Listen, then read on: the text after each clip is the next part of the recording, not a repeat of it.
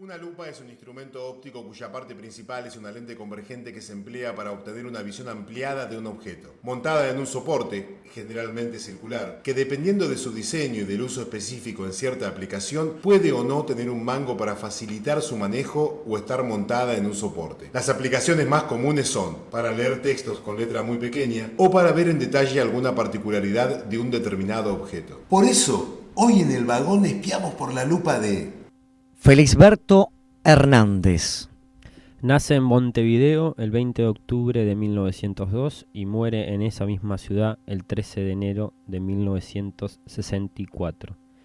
Ha pasado por el vagón Felisberto Hernández también. Hemos tenido a la hora que elegir los textos, como nos pasa muchas veces. Esta vez no mucha duda, porque lo hemos leído, entonces fue como más directo. Sí, hace una literatura fantástica junto con Horacio Quiroga, es uno de los representantes más importantes que tiene Uruguay con respecto a ese tipo de literatura. Claro. Me pone la piel de pollo. Felisberto Hernández llega a lugares imprevisibles. Bien. ¿Quiere que nos metamos ya en este Bajo la Lupa?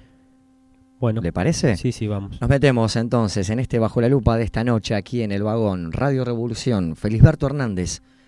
Empezamos a meternos en su mundo.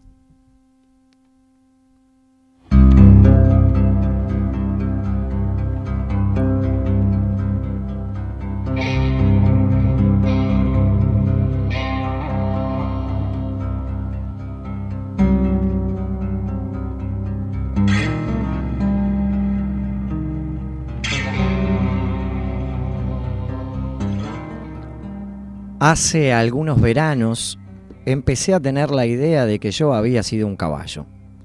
Al llegar la noche, ese pensamiento venía a mí como a un galpón de mi casa. Apenas yo acostaba mi cuerpo de hombre, ya empezaba a andar mi recuerdo de caballo. En una de las noches, yo andaba por un camino de tierra y pisaba las manchas que hacían las sombras de los árboles. De un lado me seguía la luna. En el lado opuesto se arrastraba mi sombra. Ella, al mismo tiempo que subía y bajaba los terrones, iba tapando las huellas.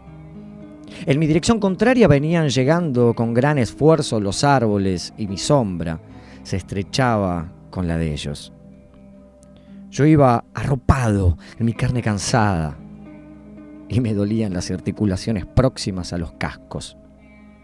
A veces olvidaba la combinación de mis manos con mis patas traseras, daba un traspié y estaba a punto de caerme. De pronto sentía olor a agua, pero era un agua pútrida que había en una laguna cercana. Mis ojos eran también como lagunas y en sus superficies lacrimosas e inclinadas se reflejaban simultáneamente cosas grandes y chicas, próximas y lejanas.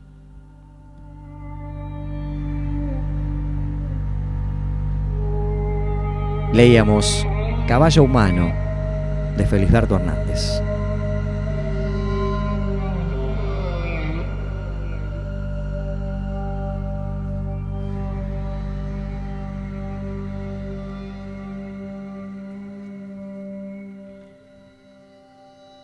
Yo estaba del lado de afuera del balcón. Del lado de adentro estaban abiertas dos hojas de la ventana y coincidían muy enfrente una de otra. Marisa estaba parada con la espalda casi tocando una de las hojas. Pero quedó poco en esta posición porque la llamaron de adentro. Al poco Marisa salía, no sentía el vacío de ella en la ventana. Al contrario, sentí como que las hojas se habían estado mirando frente a frente y que ella había estado de más. Ella había interrumpido ese espacio simétrico, llena de una cosa fija, que resultaba de mirarse las dos hojas. Al poco tiempo, yo ya había descubierto lo más primordial y casi lo único en el sentido de las dos hojas: las posiciones. El placer de las posiciones determinadas y el dolor de violarlas. Las posiciones de placer eran solamente dos. Cuando las hojas estaban enfrentadas simétricamente y se miraban fijo, Y cuando estaban totalmente cerradas y estaban juntas, si algunas veces Marisa echaba las hojas para atrás y pasaban el límite de enfrentarse, yo no podía dejar de tener los músculos en tensión. En ese momento, creía contribuir con mi fuerza a que se cerraran lo suficiente hasta quedar en una de las posiciones de placer, una enfrente de la otra. De lo contrario, me parecía que con el tiempo se le sumaría un odio silencioso y fijo del cual nuestra conciencia no sospechaba el resultado. Los momentos más terribles y violadores de una de las posiciones de placer ocurrían algunas noches al despedirnos. Ella amagaba a cerrar las ventanas y nunca terminaba de cerrarlas.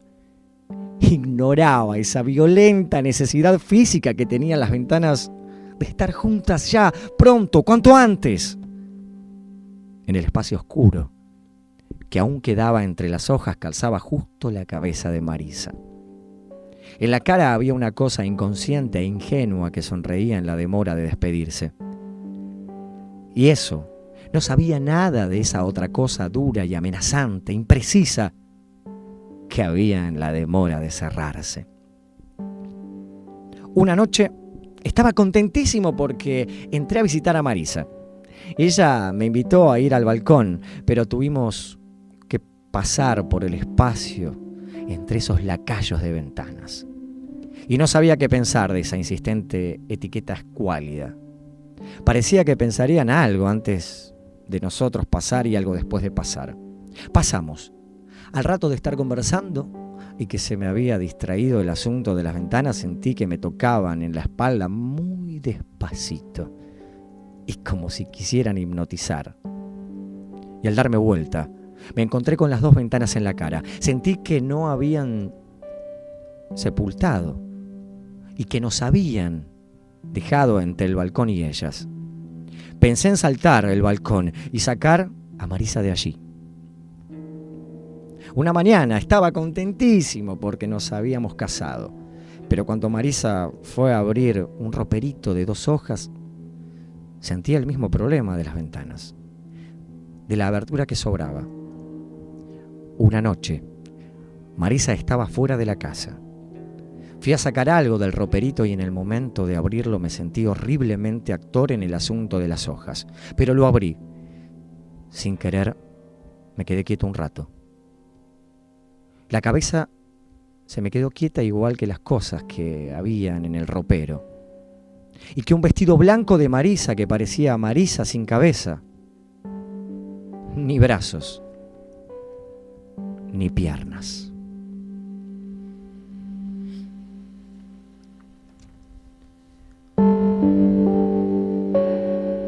Compartíamos con ustedes en este Bajo la Lupa de Felisberto Hernández este cuento del vestido blanco. Sí, estaremos subiendo lo que estamos leyendo de él a El Vagón Tu Cable al Aire para que lo puedan tener y por ahí le puedan pegar una relectura porque tiene niveles de profundidad tremendos, altísimos. Tengo acá media carilla que habla un poco él sobre sus escritos. Bueno. Y Felisberto Hernández dice: obligado o traicionado por mí mismo a decir cómo hago mis cuentos, recurriré a explicaciones exteriores a ellos. No son completamente naturales en el sentido de no intervenir la conciencia. Eso me sería antipático. No son dominados por una teoría de la conciencia. Eso me sería extremadamente antipático. Preferiría decir que esa intervención es misteriosa. Mis cuentos no tienen estructuras lógicas. A pesar de la vigilancia constante y rigurosa de la conciencia, esta también me es desconocida. En un momento dado pienso que en un rincón de mí nacerá una planta. La empiezo a acechar creyendo que en ese rincón se ha producido algo raro, pero que podría tener porvenir artístico. Sería feliz si esta idea no fracasara del todo. Sin embargo, debo esperar un tiempo ignorado. No sé cómo hacer germinar la planta, ni cómo favorecer ni cuidar su crecimiento. Solo presiento o deseo que tenga hojas de poesía, o algo que se transforme en poesía si la miran ciertos ojos. Debo cuidar que no ocupe mucho espacio, que no pretenda ser bella o intensa, sino que sea la planta que ella misma esté destinada a ser, y ayudarla a que lo sea. Al mismo tiempo, ella crecerá de acuerdo a un contemplador al que no hará mucho caso si él quiere sugerirle demasiadas intenciones o grandezas. Si es una planta dueña de sí misma, tendrá una poesía natural, desconocida por ella misma. Ella debe ser como una persona que vivirá no sabe cuánto, con necesidades propias, con un orgullo discreto, un poco torpe y que parezca improvisado. Ella misma no conocerá sus leyes, aunque profundamente las tenga y la conciencia no las alcance. No sabrá el grado y la manera en que la conciencia intervendrá, pero en última instancia impondrá su voluntad y enseñará a la conciencia a ser desinteresada. Lo más seguro de todo es que yo no sé cómo hago mis cuentos, porque cada uno de ellos tiene su vida extraña y propia. Pero también sé que viven peleando con la conciencia para evitar los extranjeros que ella les recomienda. Felisberto Hernández, palabras propias como su pluma también aquí compartiendo con ustedes en este vagón, describe un poco y volvemos a como habíamos empezado con lo de Roberto Art. Esto, cuando alguien tiene algo que decir, lo escribe en cualquier parte, en una pared, en una bobina de papel, en una heladera, en donde sea. Aquí, compartiendo lo que tenía para decir y que escribió Felisberto Hernández. ¿Seguimos, le parece? Siga. Quédense.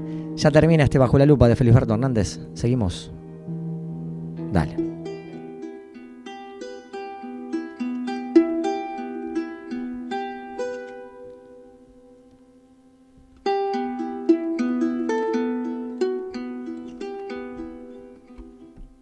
Una noche, después de haber hecho los deberes, leí un libro en el que un bandolero iba por un camino de abedules. Yo no sabía que eran abedules, pero suponía que fueran plantas. Había dejado de leer porque tenía mucho sueño, pero iba para la cama con la palabra abedules en los labios. Después de acostado pensaba en cómo habrían hecho para ponerles nombres a las cosas. No sabía si les habrían buscado nombres para después poder acordarse de ellas cuando lo estuvieran presentes, o si les habrían tenido que adivinar los nombres que ellas tendrían antes que las conocieran. También pudiera haber sido que las gentes de antes tuvieran nombres pensados y después los repartieran entre las cosas. Si fuera así, yo le hubiera puesto el nombre de abedules a las caricias que hicieran a un brazo blanco. Ave sería la parte abultada del brazo blanco y los dules serían los dedos que lo acariciaban.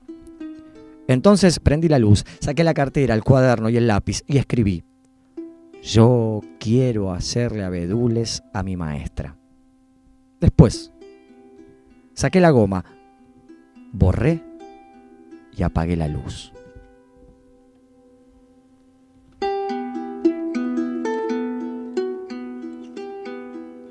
Fragmento de Tierras de la Memoria, Felisberto Hernández.